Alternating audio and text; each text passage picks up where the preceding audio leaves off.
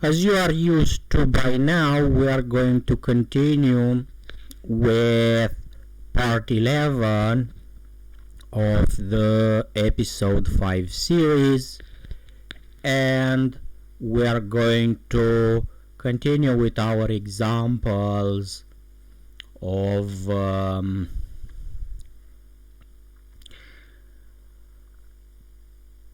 copyright infringement and identity theft felony examples.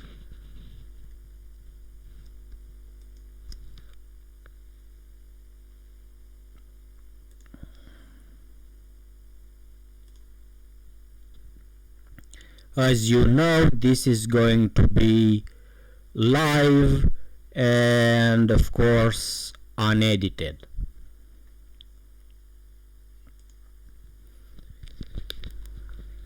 We are going to wait for the pages to load. Of course, for now, the examples are going to continue to be from the Soundcloud platform.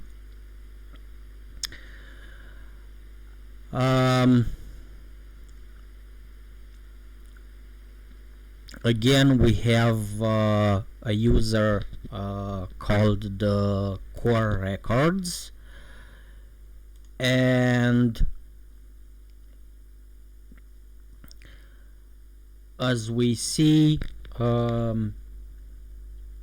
we have a producer called Trosta with the title of the work named Amnesia, and of course it seems to be published by the Core Records. Of course, we have some sort of an ID of the track, of sort of a unique ID, similar with the ISRB or whatever the ID type is called for the books. Let's see where this is going to lead us. Well, of course, nowhere. Let's see if we are going to find something on the Spotify platform, which is a paid platform, which controls better the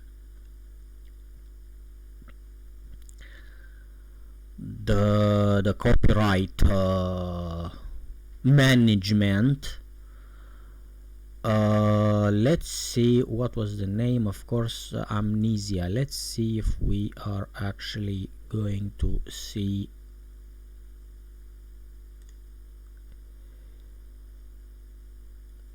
the track. Well,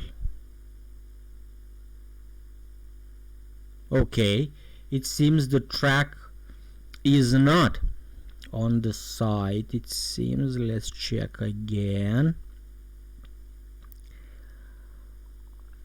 At least the artist is verified on this platform. Of course, you have probably the number of plays and the duration of the track. Okay, we have seen that the producer of the work, of the copyrighted work, is verified. Let's see if the Core Records is somehow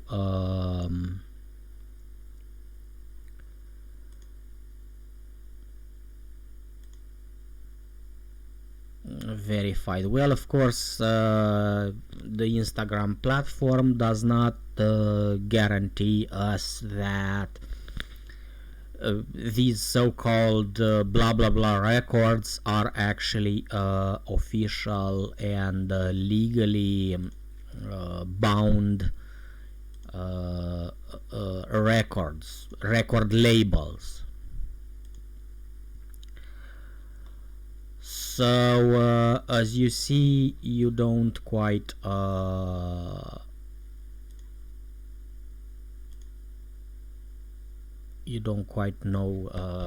which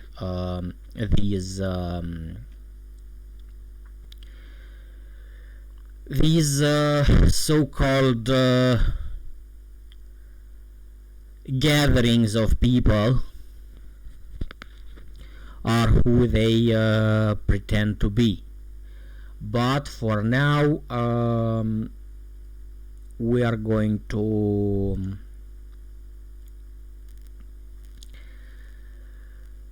consider them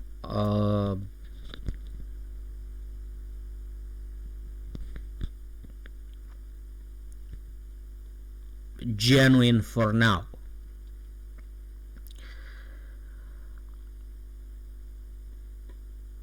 Probably into the future we are going to actually write to them, to their provided email addresses, to actually verify their eligibility of genuineness. So for now, we are going to consider that these are genuine, because they at least provided a copyrighted mark, which is written as the P line, and they have the core records as an argument. So we are going to consider them for now genuine. So as you see, we started in a pleasant manner this part of the episode. Let's go to the next example. Again, DJ Pat B.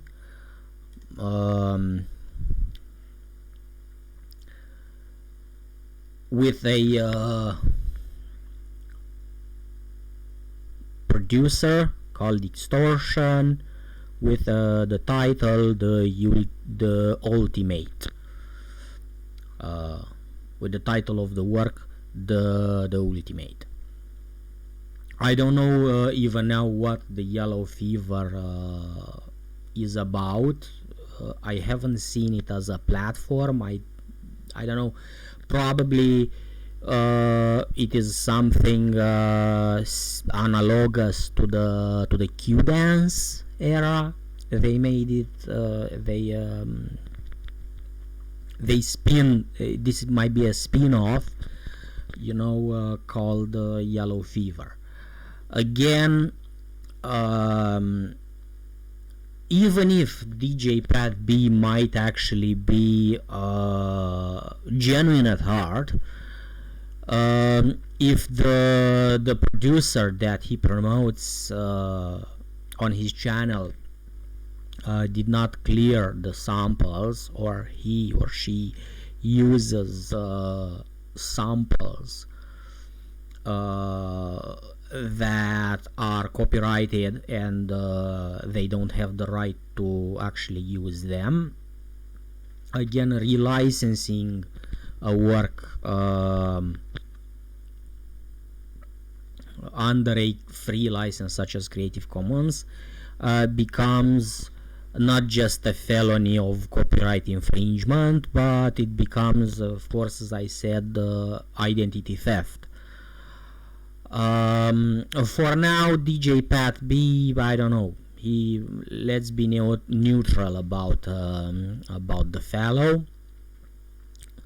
But in the future, I'm going to contact him to see what this is all about, and we are going to see if he is a felon or genuine for real.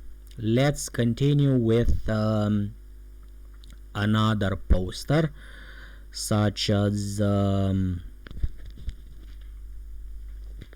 musical ghost,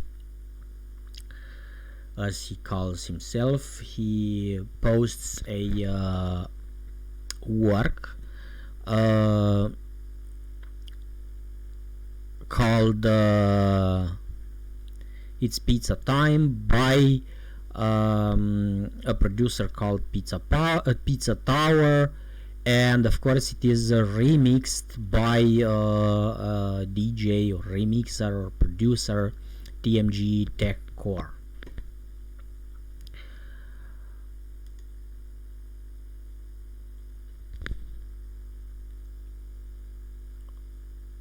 So unless the original soundtrack that he used from I don't know, probably a game called Pizza Tower, unless that music, that piece of work is under a Creative Commons license already, or he managed to sign some type of agreement with the original right holders of the game and the original soundtrack, with the musician that made the soundtrack, he would be able to relicense the work. But as you see, he says that all his music is downloadable for free. And he asks some support on a crowdfunding platform. But again, we can't know for sure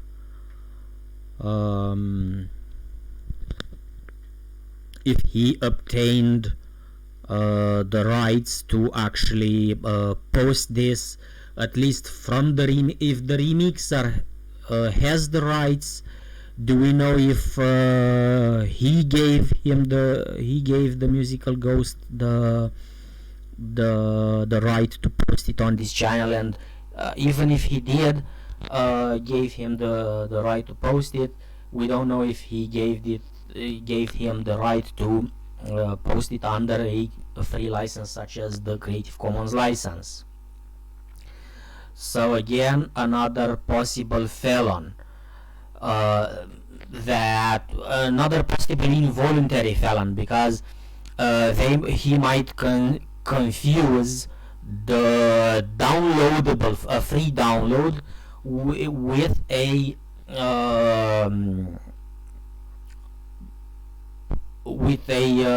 relicense, with a Creative Commons license, which they are not the same. And probably the people that have the rights of the original work in the future, they are going to sanction this person. Let's actually go to the next example. Okay, Dean 1C or something. Of course, he presents a work from this producer here that has only a consonant letters with the name Exterminate. Okay, let's see if we are going to be exterminated from the copyright infringement purpose. Of course, he might be some Russian, I believe, or some another Cyrillic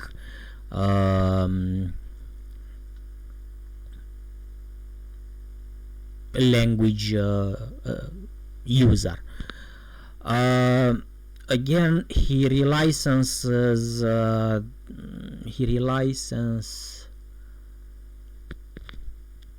Okay, I don't think it is a relicensing. It might be. This might be a producer, because no, this might be 3 producers.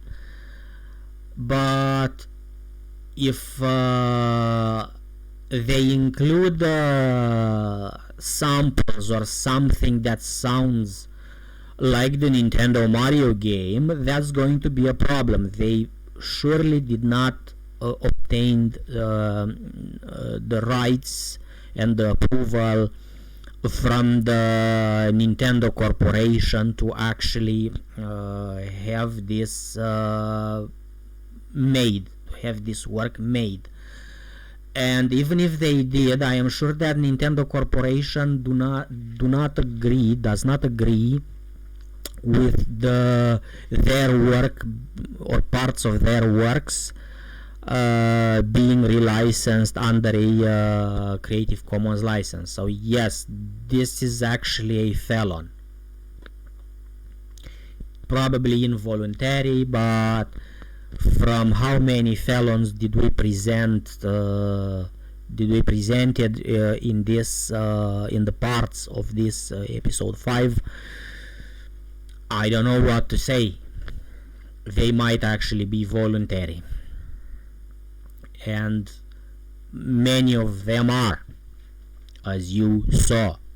Let's go to the next example by Mr. Stephen Hartley, bringing you on. Let's see what this is all about.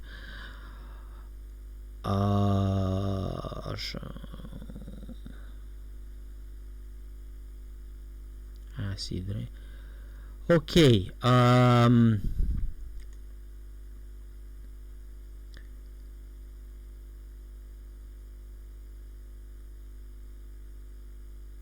Okay, we don't even see his name nowhere here. We don't even know if he is a Stephen Hartley mashup. I am sure that Rebellion and Vertile and Sebastian Ingrosso or John Martin did not allow him to make any mashups from their work, and even if they did, I am definitely sure that they weren't agreeing with the relicensing of their works, of their work under a Creative Commons license, such as this one. This Creative Commons license is, again, I am telling you that they are permissive. They have permissivity beyond the wildest dreams of the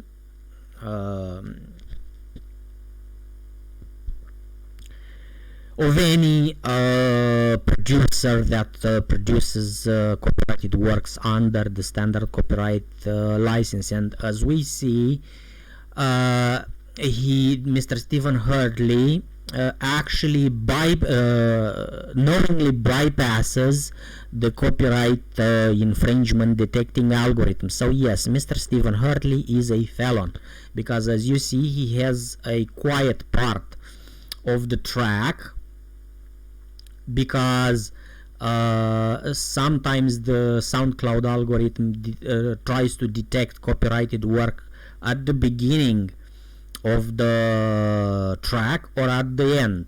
So as you see, at least in Mr. Stephen Hartley's region, he asserted that through experience, of course, that the algorithm actually tried to detect copyrighted work at the beginning of the track. So of course Mr. Stephen Hartley is not allowed to actually relicense by the original copyright holders. He is not allowed to relicense their work under a Creative Commons license. So he is a felon. Next, Mr. Warface. Face Rocker. Of course, it is an edit by Raw Trap.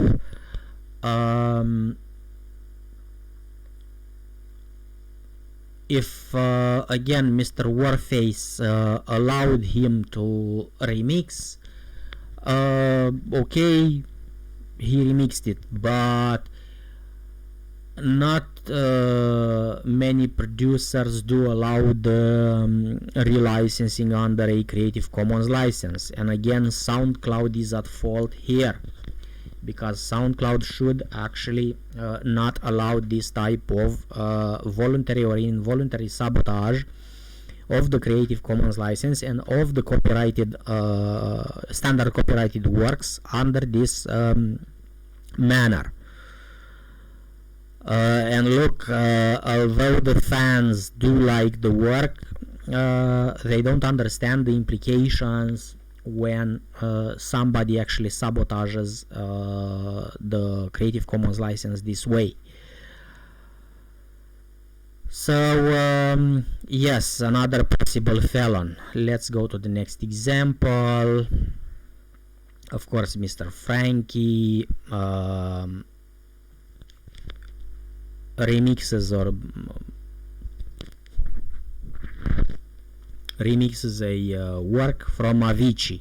We definitely know that Avicii's right holders probably do allow the remixing of the work of the defunct, okay, but I am definitely sure that through the agreement payments between the inheritors of the Avicii's right assets, I am sure the relicensing of the work under a Creative Commons license such as the one they did, and in fact of any of the Creative Commons license, is not allowed. So Mr. Frankie definitely is a felon, and he doesn't do too much harm to the original copyright holder, but he does significant damage and harm to the free software and open source community by actually sabotaging the Creative Commons license this way. Let's go to the next example. Again, Code X and KRLX with the work Nature of Your Reality, again published by the Core Records. Again, it might be genuine because usually when you see the P line with the name of the user,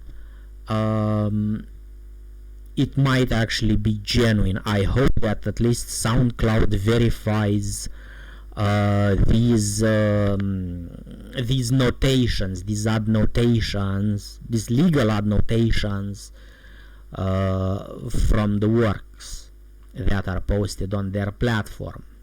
So possible, genuine, again, the Core Records. I have listened many of the works published by the Core Records on the SoundCloud platform, and the works are really commercial grade, and that's why you actually are overwhelmed by my skepticism of these postings right now. Let's go to the next example. Of course, the problem here is that these are people from areas that where their religion at least do not agree with these copyright laws that we have, and SoundCloud should actually verify these posters when they relicense genuine works. Mr. Francois Parisi, I am sure he did not allow not even his work reposted by anybody, but especially the relicensing of the of his work under such a permissive license as the Creative Commons license. So again, another probably involuntary felon because of their regional education. Again, Mr. Tomoki Umeda. This is actually, I don't know, an involuntary. This is the case of that YUB producer that I spoken about in previous parts, some of the previous parts of this episode. He is a talented producer, but he uses copyrighted works of very famous artists that definitely do not agree with the Creative Commons license under which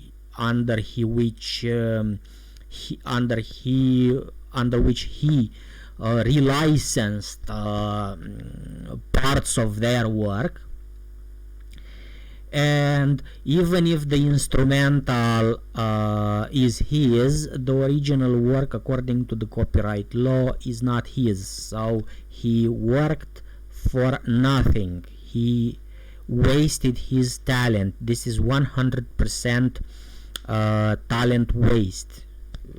We had some other example like Gookie and other producers that post on this SoundCloud platform. This is bad. This is actually bad because they as fans do not understand that these artists do not care about them. They are simply pockets with money for them, and they think that the artist will appreciate the work they done. No, they and their impresaries, they are going to appreciate the sabotage that they don't have to do to the free licenses, such as the Creative Commons license that is sabotaged here.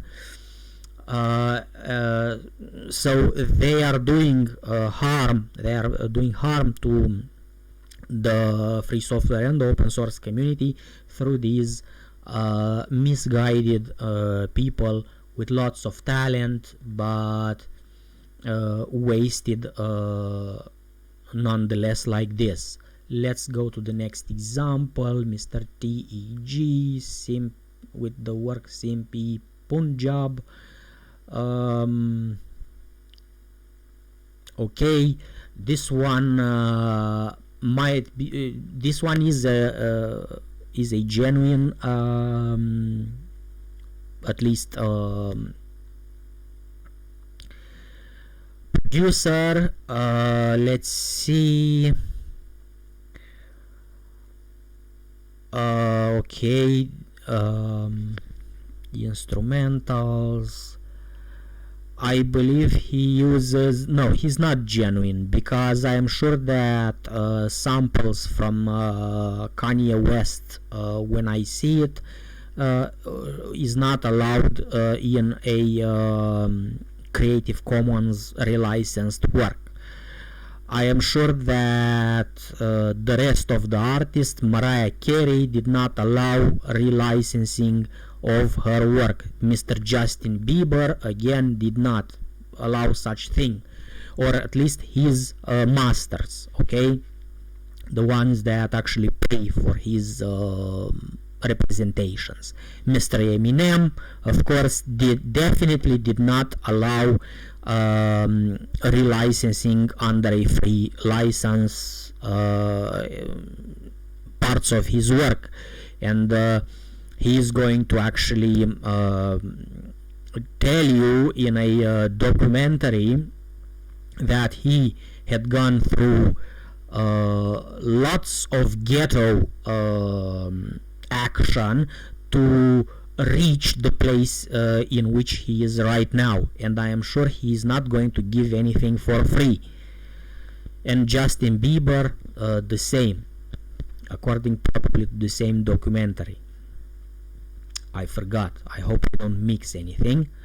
Mr. Kendrick Lamar, again another famous artist throughout the plethora of this playlist's famous artists, did not allow, I am sure he did not allow relicensing under a Creative Commons license. So again, Mr. TEG is a felon.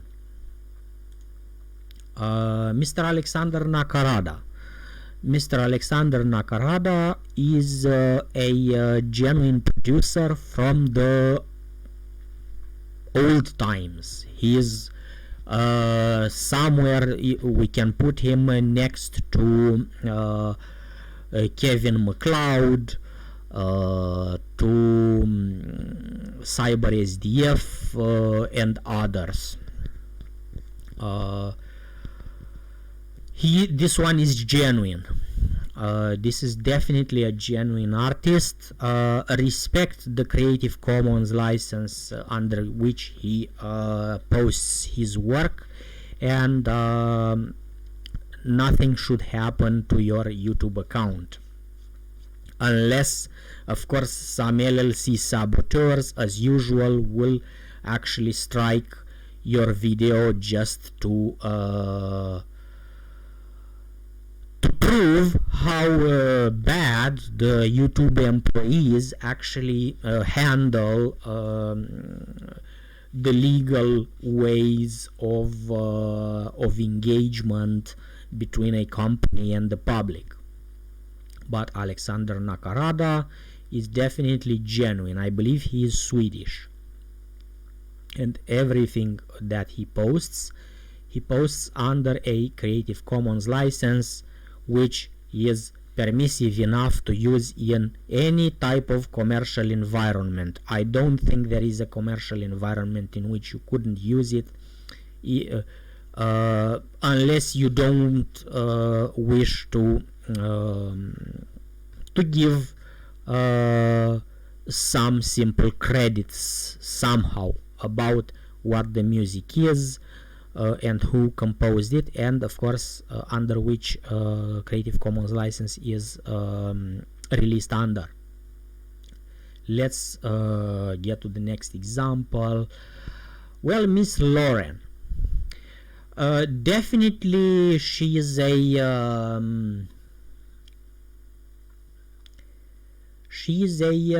genuine producer, of course.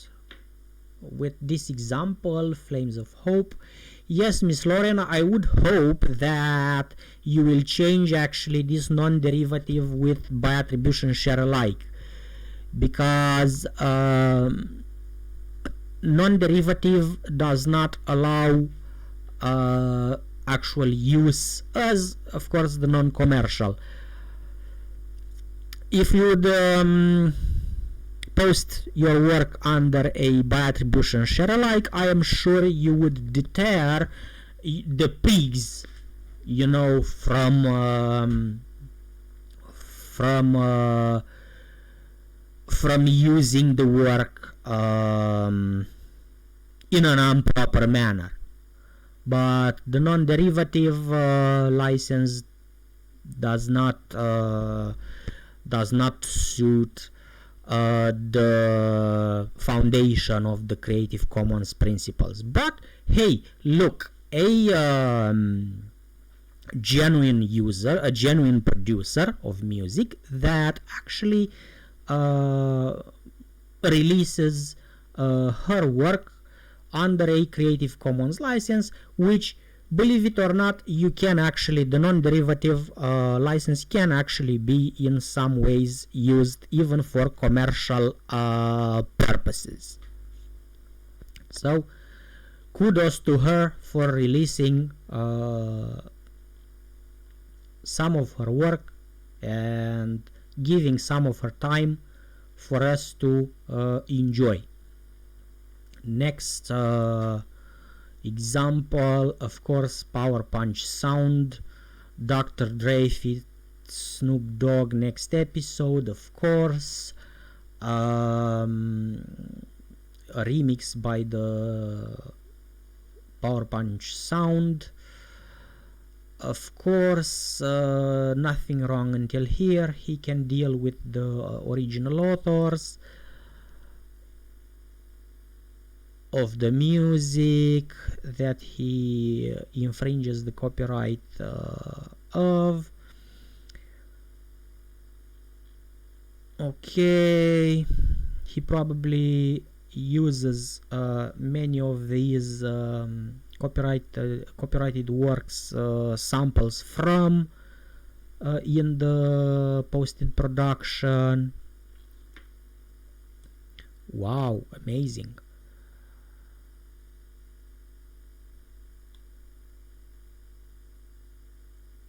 Under a creative, he releases the work, a copyrighted work, under a Creative Commons license.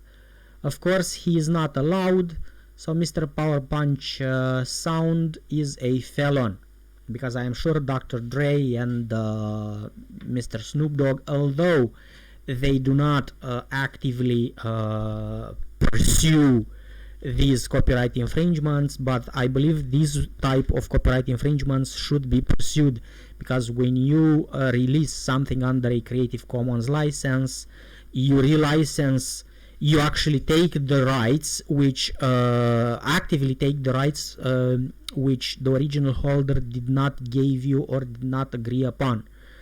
So Mr. Punch Sound, Power Punch Sound, is a felon. Again, Miss Lauren with another work under a Creative Commons license, non-derivative. Of course, if you are going to make your own radio, you don't speak upon the music, you don't speak over the music. You can actually use it even in a commercial environment. You can't remix it, but you can use it commercially. So again, Miss Lauren, kudos for releasing your work under a permissive Creative Commons license. Again, another user with another example. I'm sure that the original rights holder of the Pocket Tanks game did not give Mr. DNA Groove the right to use their music, their copyrighted music, and to post it on his SoundCloud account, and I am sure that they explicitly forbidden the release of their standard copyrighted work under a Creative Commons license, such as this one, which actually allows the other recipients to share, to adapt, and of course the inability for the revoking of those freedoms. Again, Mr. DNA Groove, he is a felon. Let's go to the last example in this part.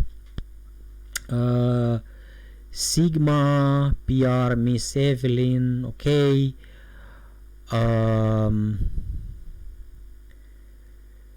This one might be actually a genuine producer. Okay, it is. She is a genuine producer and DJ.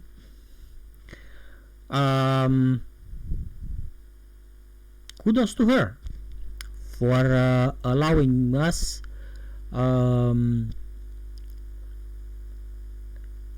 to enjoy some of her work under a permissive Creative Commons. But again, if she uses samples or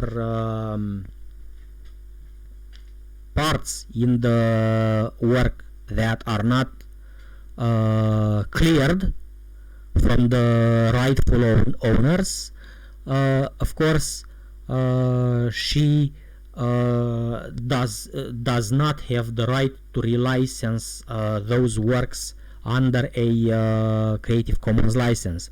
Even if she is a DJ, again, I will say it, if she pays those licenses to the collective management organizations, she is and buys the original works, she is allowed to make remixes which she can play live, and according to the agreements that she makes with the original rights holders, she can even sell those remixes. But I am absolutely sure that if she uses any type of sample excerpt, okay, from an original copyrighted work under a standard copyright license, she definitely does not have the right to relicense. So if she did that, if she didn't clear any of the samples, she of course would be a felon and a saboteur to the Creative Commons license. But let's hope that she didn't use any samples that legally shouldn't, that she from a legal point of view would not be allowed to use. I definitely hope that,